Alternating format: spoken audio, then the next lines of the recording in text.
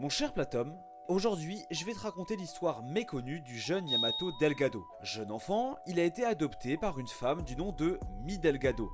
Elle fut pour lui une mère aimante et protectrice. Pour être honnête, avant son adoption, Yamato vivait avec des chats. Oui, c'est assez étonnant, mais c'est tout à fait vrai. Il a été élevé en premier par cette communauté féline, allant même jusqu'à adopter leurs caractéristiques, tant au niveau de son caractère que de son physique. En effet, il est du genre nonchalant, naïf et aime prendre les choses à la rigolade. Cependant, c'est un enfant généreux et prêt à tout pour aider et protéger sa famille adoptive et ses amis. Il sait se montrer sérieux dans les moments les plus importants. Yamato a d'abord été élevé par des chats jusqu'à son 5e anniversaire, ce qui l'a rendu très agile et assez rapide. Voilà pourquoi je te disais au début qu'il a comme hérité des caractéristiques des félins. Grâce à ses qualités, Yamato va devenir un grand joueur de combat de Bidaman.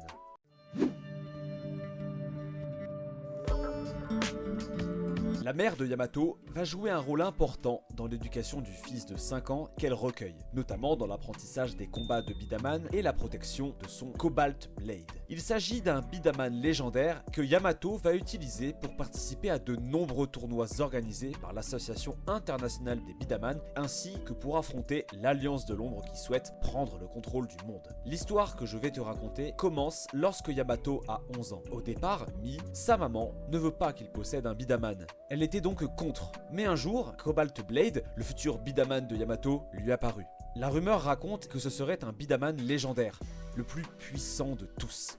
Yamato va développer une technique spéciale avec lui, qui sera nommée Cobalt Power Blast. Il s'agit d'une attaque phénoménale qui utilise la friction du champ de combat. Mais avant de parler des tournois de Bidaman et de l'Alliance de l'Ombre, parlons un peu de l'entourage de Yamato. Je t'ai déjà brièvement parlé de sa mère adoptive, Mi. Le meilleur ami de Yamato s'appelle Gray Vincent. Pourtant, Gray était un ancien membre de la fameuse Alliance de l'Ombre, mais il cachait un lourd secret. En fait, il n'agissait avec eux que dans le but de sauver sa sœur, prisonnière de l'Alliance. Son Bidaman est Chrome Zephyr. Un autre ami de Yamato est Terry et son Bidaman est Wing Ninja. Il est plus jeune que Yamato et Gray.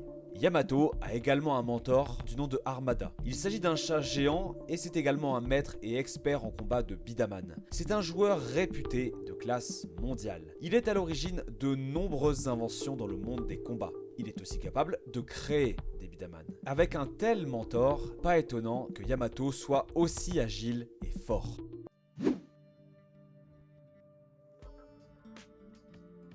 L'Alliance de l'Ombre dont je t'ai parlé avant est le principal opposant de Yamato et de l'humanité entière. Leur unique but dans la vie est de dominer le monde des Bidaman. On reconnaît certains membres de l'Alliance de l'Ombre grâce à leur troisième œil. Cela en fait leur symbole et signe distinctif. Le fondateur de cette alliance n'est autre que Marda, un être mystérieux considéré comme le plus grand joueur de Bidaman de tous les temps. La légende raconte qu'il serait même le premier maître de Bidaman. Pourtant, au départ, ce n'est pas quelqu'un de mauvais. Il était juste très poussé par la compétition et voulait être le meilleur et le premier à tout prix. Il alla même jusqu'à demander la vie éternelle afin d'être un éternel champion, ce qui lui valut une punition maudite le transformant en esprit. Il fut coupé en deux, son côté maléfique commença à errer et terroriser les joueurs en voulant conquérir le monde et ce jeu pratiqué par tous. L'autre côté de lui, qui n'était pas mauvais, se transforma en statue qui gardait son énergie. Un autre personnage emblématique de l'Alliance de l'Ombre est Ababa, un chat maléfique qui était le bras droit de Marda. Sa spécialité est qu'il a le pouvoir de laver le cerveau des gens. Ababa était le chef de l'Alliance de l'Ombre lorsque Gray en faisait encore partie. Il était à la tête de ce pôle que Marda lui avait confié et cette section comprenait des joueurs majeurs comme Gray, Enjiu, Lee et Wen. Sans pouvoir, Ababa est un chat violet aux cheveux longs.